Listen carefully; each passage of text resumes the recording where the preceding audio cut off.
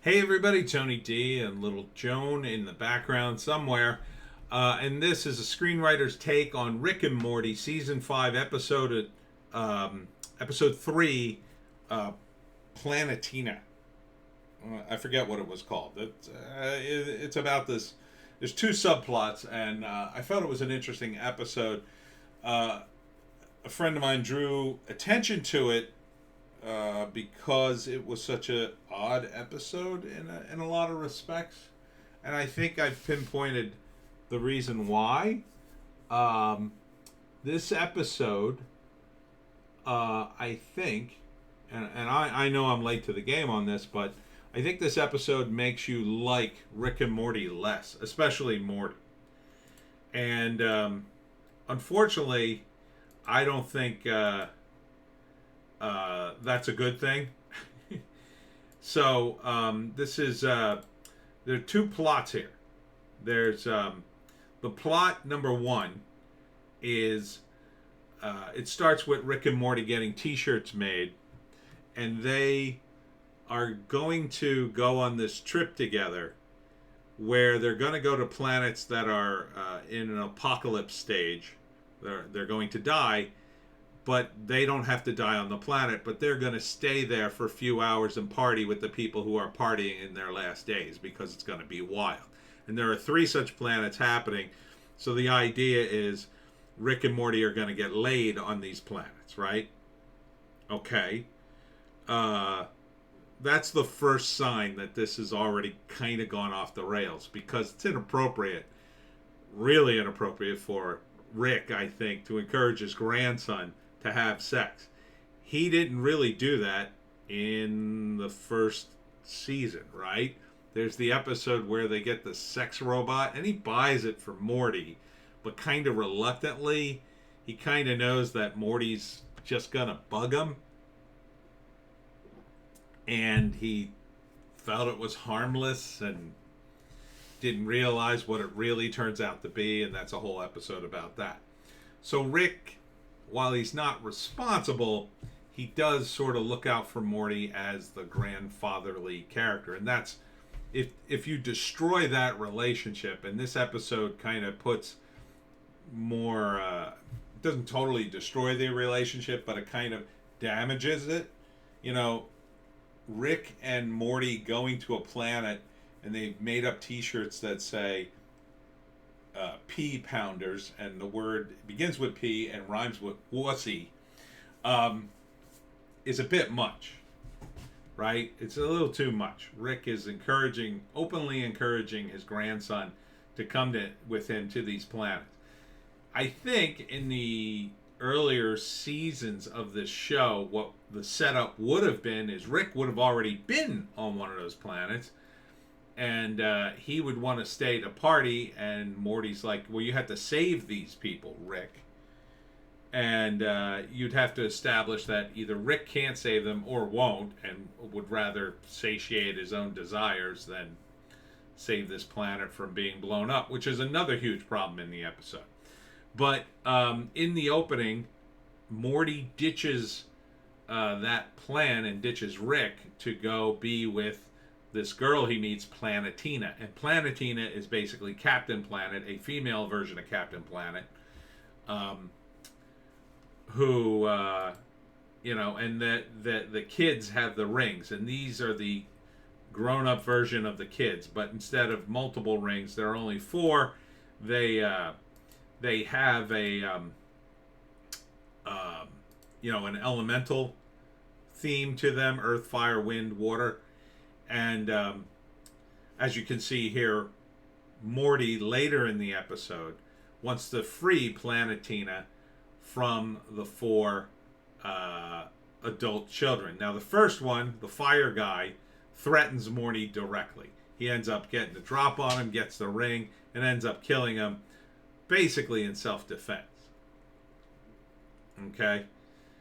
So you could kind of forgive that one, but then the other three are going to sell off Planetina to a sheik, and Morty basically just breaks in on the meeting and kind of just starts killing everybody. And it's pretty gruesome. This is him bringing the skull of the the burned guy to the meeting, it's a bit much. And then they immediately start fighting, and I mean, there's some gruesome stuff here. And Morty gets all the rings and kills them one by one. He kills the bodyguards of the Sheik, and he eventually kills the Sheik by blasting him into the, you know, baby seals, which then eat him, which I don't believe the baby seals could do that. So then, using the rings, Morty's able to free Planetina. And in case you didn't know this, spoilers, right? So this is already pretty big for Morty to do. Morty in previous episodes was very reluctant to kill or hurt anybody. So he chastises Rick for building a gun and selling it to an assassin. That's the fart cloud episode, right? And then later in the episode, he's forced to kill the fart cloud. But he only does it because he knows the fart cloud is going to literally destroy the universe. So Morty has been, for a while, a character with fairly high morals, right? He has a high bar. Whereas Rick kind of has a low bar, and Morty, that's kind of Morty's job as a character. Hey, Rick, let's do something noble instead of just making money or satiating our needs. But in this episode, it's Morty who does that. Now, you can justify it by saying, well, he saves Planetina, and that's why he's doing it. Okay. But he didn't even try to negotiate. And I think Morty would have done that. Morty would have at least shown up to the meeting and said, listen, if you free Planetina, I'll leave you alone. And then, they attack him, and he has no choice but to defend himself, and then he ends up killing them. So, but I could almost forgive that. But then later in the episode, he hooks up with Planetina, who he unrealistically thinks will be living in his house with his parents. And his parents finally put their foot down. Morty basically leaves with her. And Planetina just almost instantly unravels within a few hours with her newfound freedom. She starts killing people because they won't save the Earth. And that seemed extreme for Planetina. It seemed to come out of left field. There was no basis for that. It also is true, they didn't really establish why Planetina is the age she's at. Right? Is she even an appropriate age for Morty? We never really get the idea. She's not human, so it's kind of hard to say. And in the end, Morty has his heart broken. But there's a scene before that where Morty comes back and tells his parents what's part of what happened. And they're horrified that he's killed a room full of people. And they should be horrified.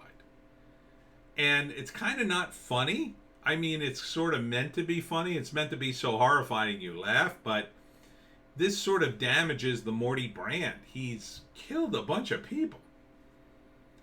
And he doesn't even feel bad about it, is the problem. Now, the other half of the episode's about Rick and Summer. So when Morty can't go on the Armageddon tour, Summer, who's just broken up with a boyfriend, decides she's going to go to have sex and party and take drugs. And Rick encourages this, and the parents kind of object weakly. But again, it seems extremely inappropriate for Rick to indulge Summer directly. Where before, he sort of would go, well, your parents should have taught you better or whatever. He had more of a hands-off approach. Now he seems to be openly corrupting Summer. And Rick's attitude also was more like, don't go to school, it's a waste of time.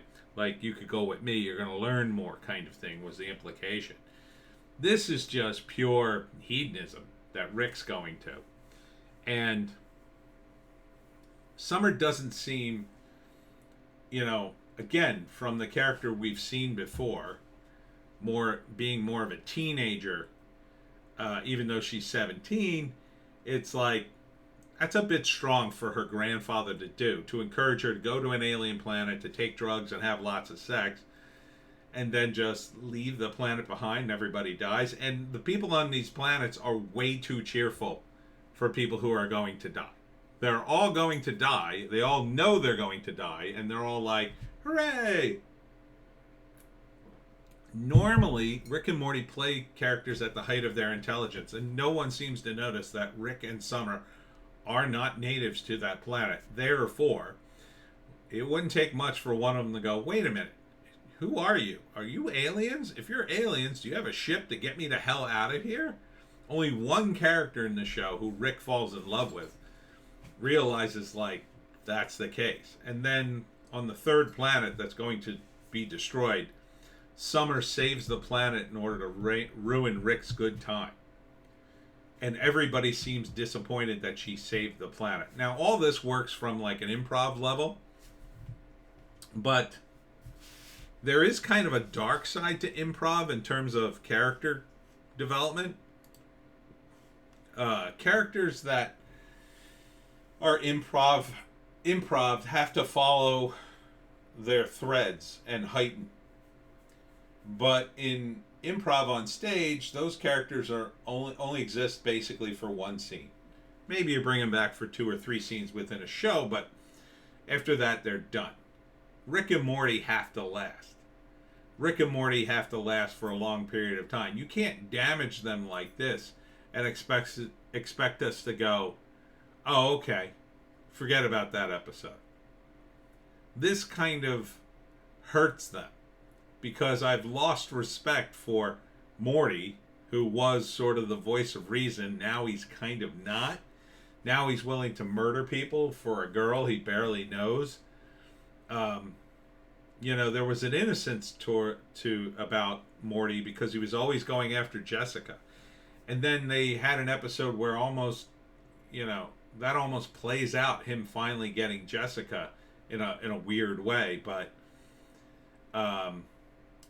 when he gets, I think he gets like super smart or something, and or super confident and clean, and he's finally able to date Jessica, but then she realizes that he's too good for her.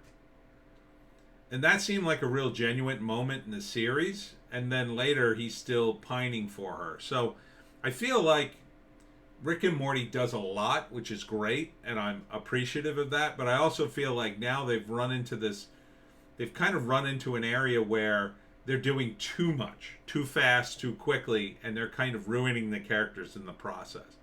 Like, there's a great moment in, I don't know if you remember the Schrodinger's cat episode, where Rick ends up splitting the universe apart again and again and again, because of the possibilities, and he can't realign them, and he's having trouble, and it doesn't happen until the end. But towards the end of the episode, Rick ends up sacrificing himself to save Morty, and then you hear him say basically, I'm okay with this, be better than me, Morty. He sort of realizes he's going to die in that moment. You hear Rick, the true Rick, and he's very noble, and he makes the ultimate sacrifice. And then, of course, he's able to reverse it because something happens. But this didn't feel like that Rick. This feels like a guy who ignored death, ignored people's suffering or impending doom, satiated his own needs, corrupted his grandkids, and just doesn't care. And now we see the end result. Now, this could be all part of the plan, in which case the only place for Rick and Morty to go is a very dark place, in which Rick and Morty, or especially Morty, is so corrupt, Rick has to put him down or realizes he's ruined everything. It has to go to another planet without his Morty and leave him behind. Or maybe that he's the evil Morty or whatever.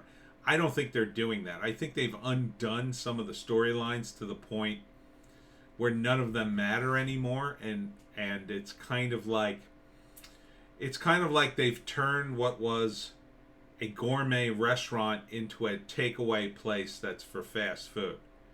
Yeah, it's still good. It's still the Rick and Morty restaurant I've visited before, but it's not like it was. It somehow cheapens the characters to do what they're doing, and I feel that they're on a bad path. So I don't know. We'll have to see what's going on. I'm feeling like the characters are being lost. They're so intent on subverting expectations, they're willing to sacrifice literally everything. Right? They had this bird person character, and they were going to turn him into Phoenix person, and then the hint was they were going to bring him back. But then to subvert expectations, we don't see that. To subvert expectations further, there was another episode where they show you evil Morty leading an army and Rick and Morty finally being confronted, and then but that's now not going to happen because they called it out.